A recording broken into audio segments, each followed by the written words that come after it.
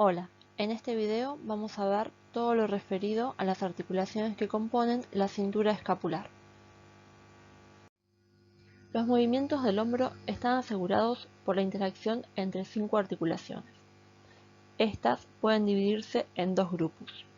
En el primer grupo mencionamos a la articulación escápulo-humeral o glenohumeral y a la articulación subdeltoidea.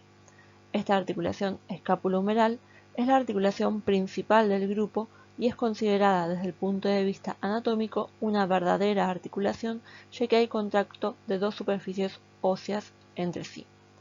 En tanto, la articulación subdeltoidea es la articulación accesoria y es una articulación pero desde el punto de vista fisiológico, ya que implica que dos superficies se deslicen entre sí, pero no hay contacto entre superficies óseas. En el segundo grupo encontramos a la articulación escapulotorácica, la esternocostoclavicular y la acromioclavicular. En este caso, la articulación escapulotorácica es la articulación principal del grupo, aunque no es una articulación desde el punto de vista anatómico, sino desde el punto de vista fisiológico. Las articulaciones verdaderas de este grupo son la esternocostoclavicular y la acromioclavicular, ya que implican contacto entre superficies articulares. Los ligamentos coracoclaviculares, que se mencionan al final, tienen relación muy importante con la estabilidad de la articulación acromioclavicular. Las articulaciones que componen cada uno de estos grupos están mecánicamente unidas, es decir, que actúan al mismo tiempo, y a su vez, durante los movimientos, ambos grupos deben funcionar simultáneamente para una correcta movilidad del hombro. Comenzaremos por describir la articulación esternoclavicular o esternocostoclavicular.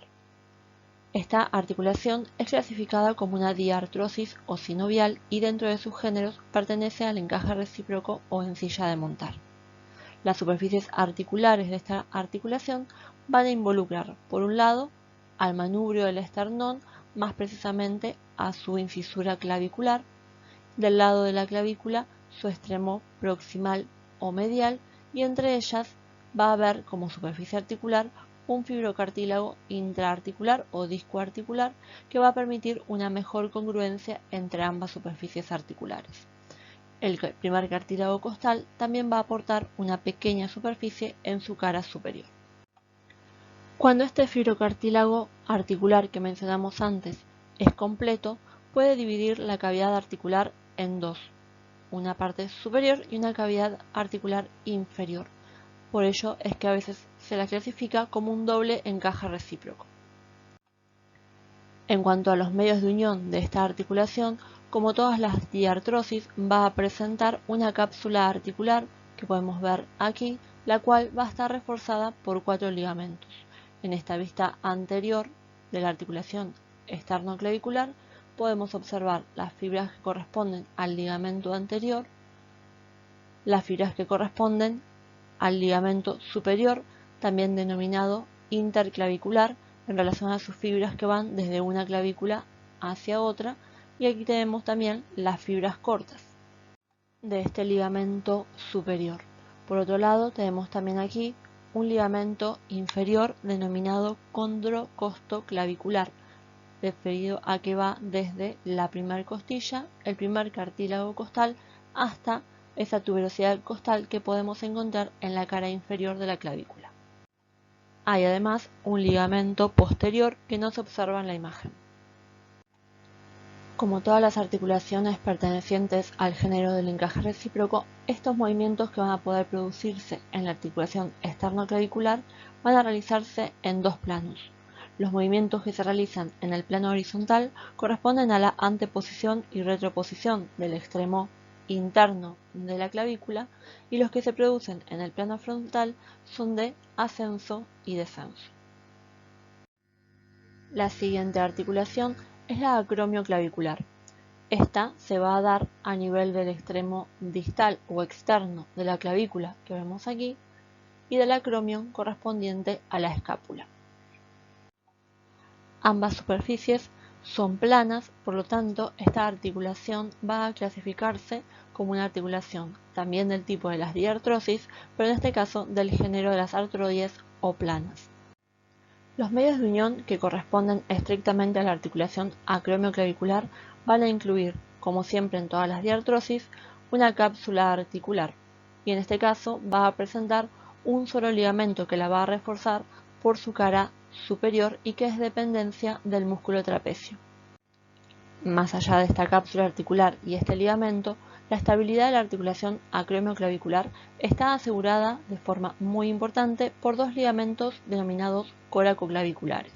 Para eso vamos a ubicar nuevamente la clavícula y en este caso la apófisis coracoides de la escápula.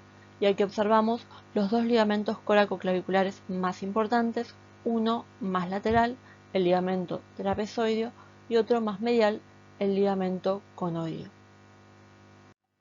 Los movimientos que se realizan a este nivel en la articulación acromioclavicular son movimientos de deslizamiento. En esta imagen podemos ver nuevamente a los ligamentos coracoclaviculares que mencionáramos antes. Para ello vamos a ubicarnos, aquí vemos a la clavícula, vemos su cara inferior, vemos el acromion de la escápula y aquí observamos entonces la articulación acromioclavicular. Hacia adelante vemos la apófisis coracoides. Este accidente óseo es el que me indica que estamos observando una vista anterior. También vemos el borde superior de la escápula, el borde externo y la cavidad glenoidea. A este nivel encontraríamos el cuello de la escápula. A nivel del húmero encontramos el troquíter o tuberosidad mayor, la zona del troquín o tuberosidad menor y entre ellos la zona de la corredera bicipital o surco intertubercular. En cuanto a los ligamentos coracoclaviculares, vamos a ubicarnos para ello en la cara inferior de la clavícula. Aquí encontraríamos un accidente óseo denominada tuberosidad coracoidea. En ella va a estar insertándose externamente el ligamento trapezoide e internamente el ligamento conoide. Ambos se van a dirigir luego hacia abajo para terminar en la apófisis coracoides de la escápula. Aquí lo que observamos es una pequeña bolsa serosa que se encuentra ubicada entre ellos. Otros ligamentos que podemos observar en la imagen son ligamentos propios de la escápula. Aquí vamos a observar desde la apófisis coracoides hacia el acromion al ligamento acromio-coracoideo o coracoacromial que va a ser de techo a la articulación escápulo-humeral. Otro de los ligamentos que podemos observar es a nivel del borde superior de la escápula, donde vemos esa escotadura coracoidea y un pequeño ligamento que la cierra.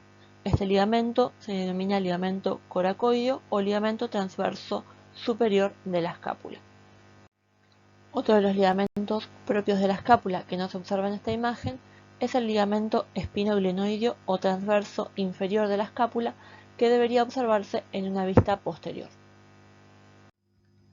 Ahora nos referiremos a la articulación escápulo-humeral o glenohumeral. Esta es una de las articulaciones más móviles del cuerpo humano, por lo tanto es clasificada entre el tipo de las diartrosis y de sus géneros va a pertenecer a las enartrosis o esferoides. Esto nos permite deducir que una de sus superficies articulares va a ser esférica, mientras que la otra va a ser cóncava. Aquí vamos a poder observar entonces en la imagen donde tenemos un corte coronal a nivel de esta articulación, una superficie claramente esférica que pertenece a la cabeza humeral y por otro lado una superficie cóncava que corresponde a la cavidad glenoidea de la escápula.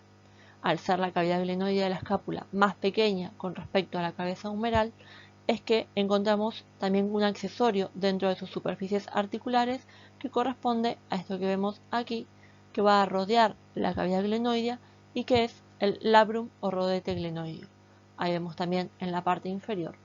Este rodete, como les decía, va a ampliar y hacer más profunda la cavidad glenoidea. Entre los medios de unión de esta articulación vamos a encontrar una cápsula articular y ligamentos, tanto intrínsecos como extrínsecos. Los ligamentos intrínsecos corresponden a aquellos que van a reforzar la cápsula articular y los extrínsecos a aquellos que colaboran a la estabilidad de la articulación, pero lo hacen a distancia. También va a presentar ligamentos activos que corresponden a músculos que se insertan en la periferia de la articulación.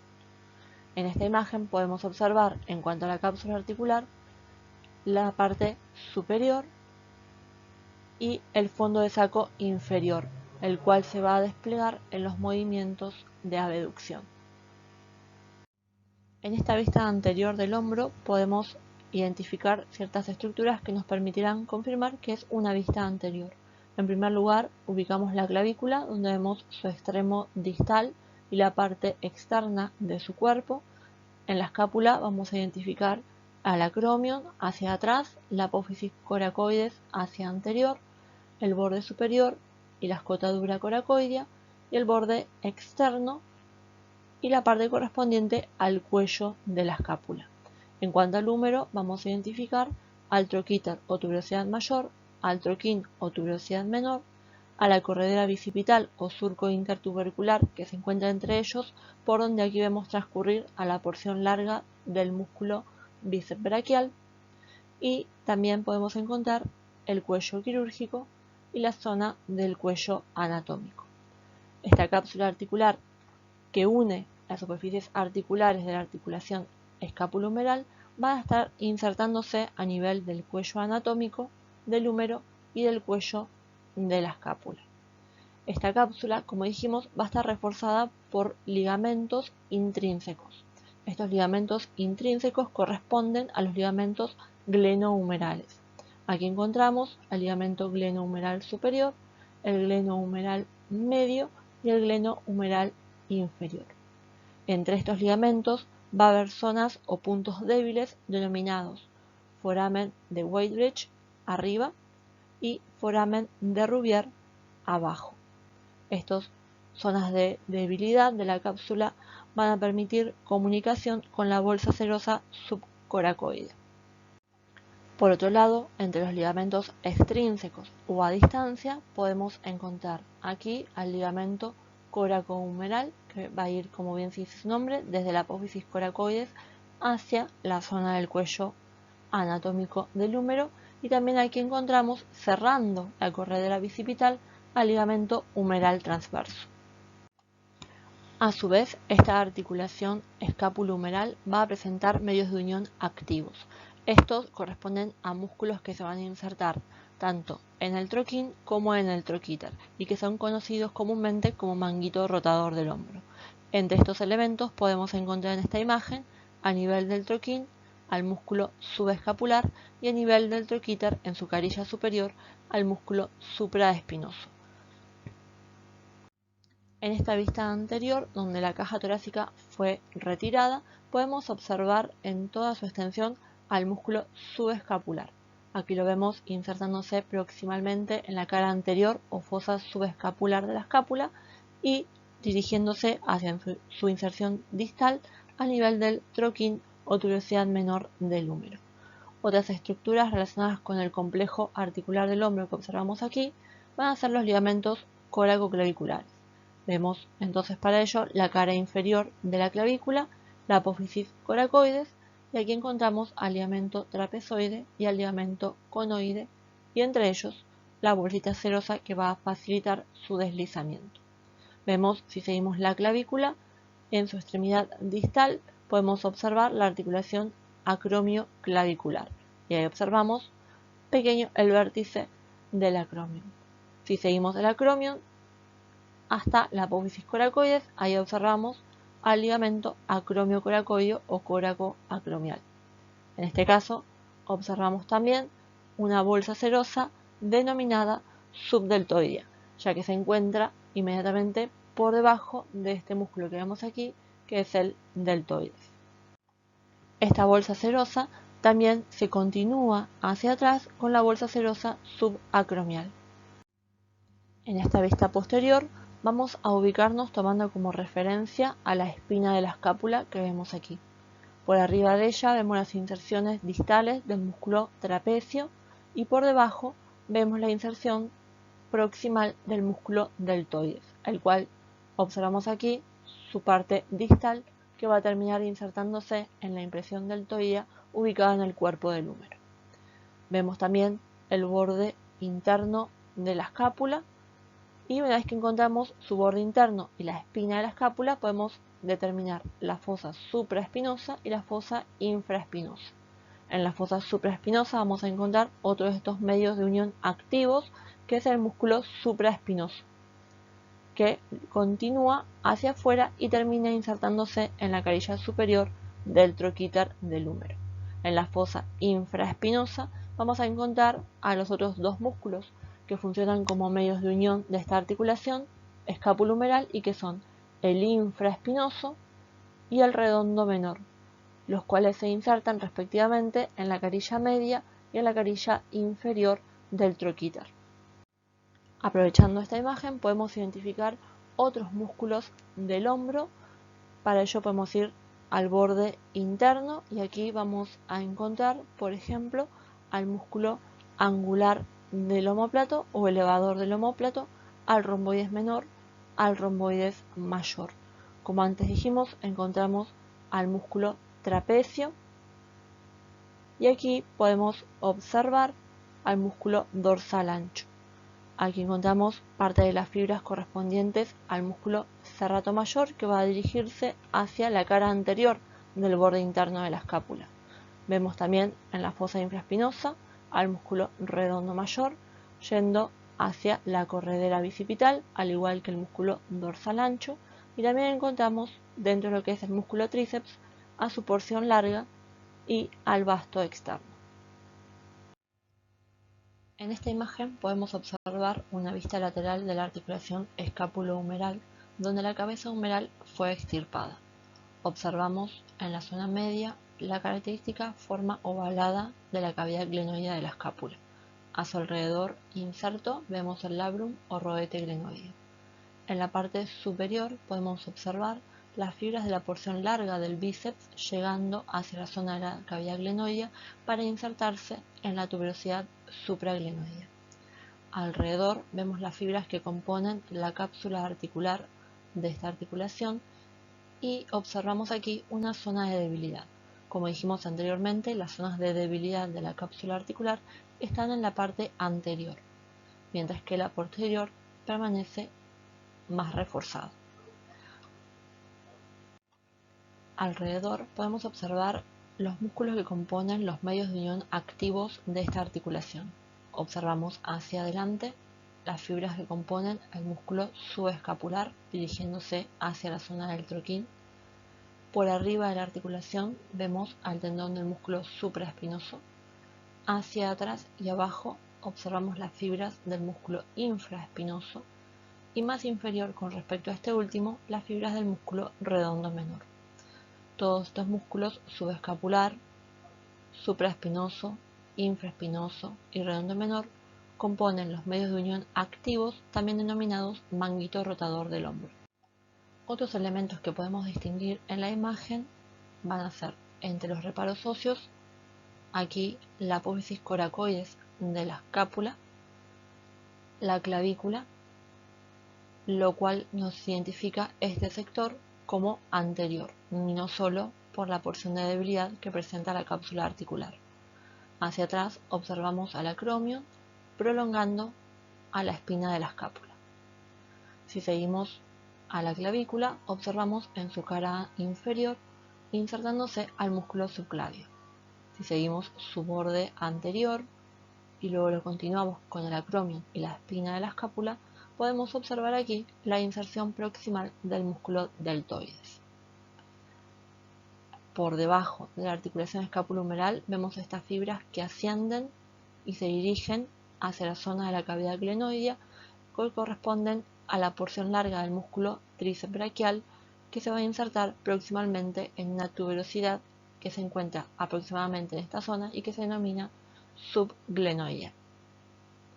Si vamos a la apófisis coracoides, podemos observar desde medial a lateral las fibras del músculo pectoral menor, al músculo coracobraquial y a la porción corta del bíceps. Estos últimos dos van a conformar lo que se denomina tendón conjunto. Volvemos a la zona del acromio y por debajo de él vamos a encontrar esta estructura que es la bolsa serosa subacromial, la cual cuando se prolonga por debajo del músculo deltoides se denominará subdeltoidea. Por debajo de ella vemos el tendón del músculo supraespinoso. Si seguimos el acromio, y nos vamos hacia la apófisis coracoides, estas fibras que observamos aquí corresponden al ligamento acromio-coracoideo o coracoacromial.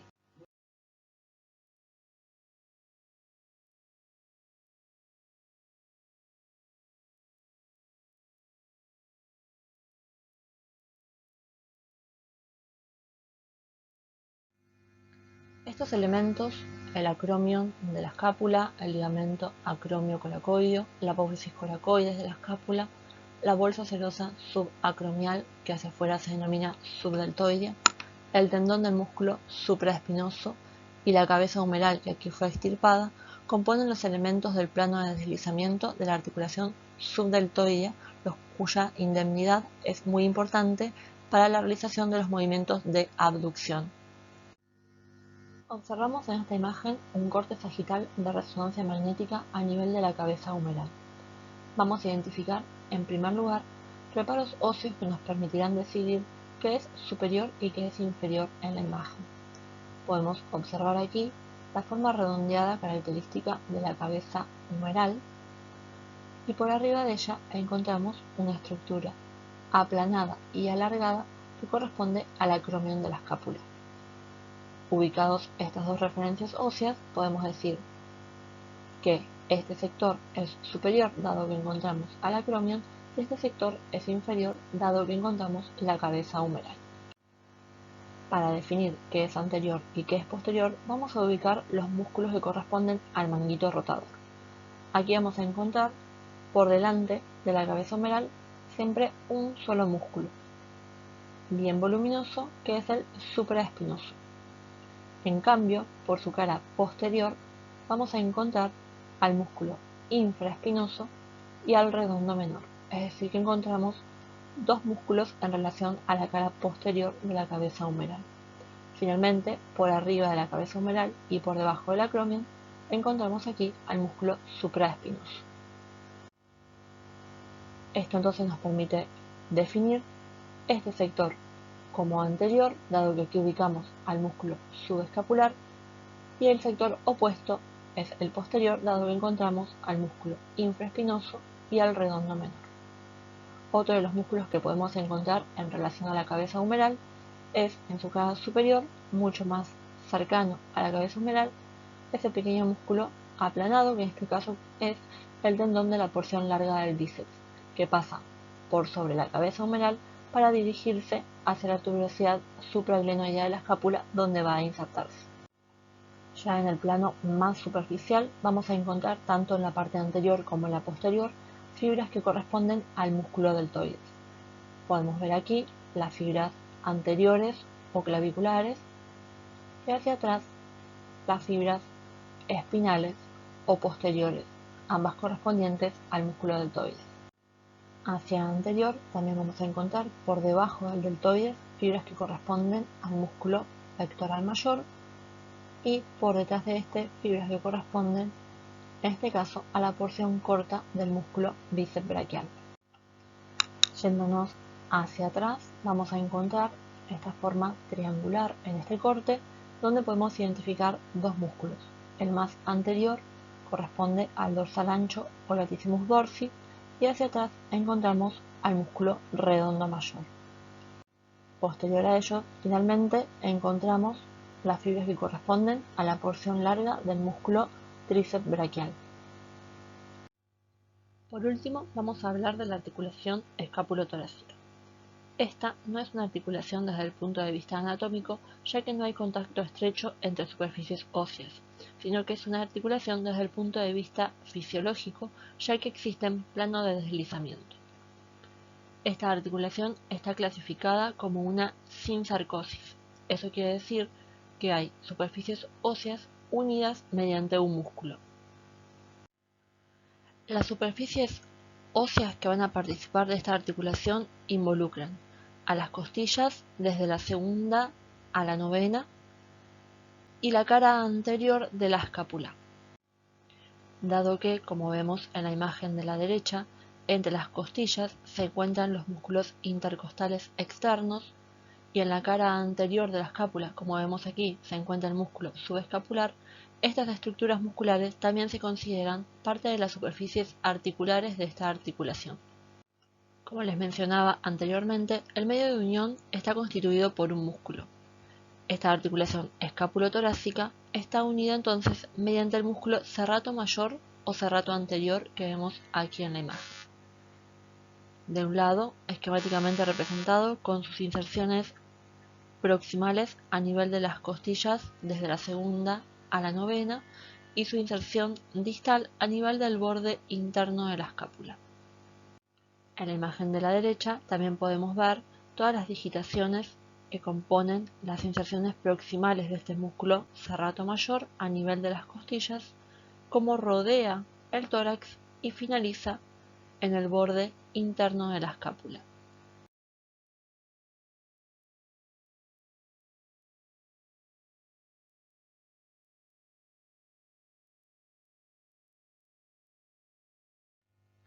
Para poder comprender un poco mejor la anatomía de esta articulación escapulotorácica, vamos a emplear un corte horizontal, en este caso de tomografía computada. Vamos a ubicar en primer lugar los huesos que participan de esta articulación. Vamos a ubicar aquí a la escápula del lado derecho y del lado izquierdo, y hacia anterior observamos los distintos cortes de las costillas. Ahí vemos otra, lo mismo del lado derecho del paciente. Como dijéramos antes, también van a participar músculos como superficies de deslizamiento. Aquí vamos a ubicar en la cara anterior de la escápula al músculo subescapular de un lado y del otro, bien pegadito a su cara anterior. Mientras tanto, en las costillas vamos a poder ubicar a los músculos intercostales. En este sector, ahí, lo mismo del lado derecho de vuelta. Una vez identificadas estas superficies articulares, vamos a ir a identificar al medio de unión de esta articulación escapulotorácica.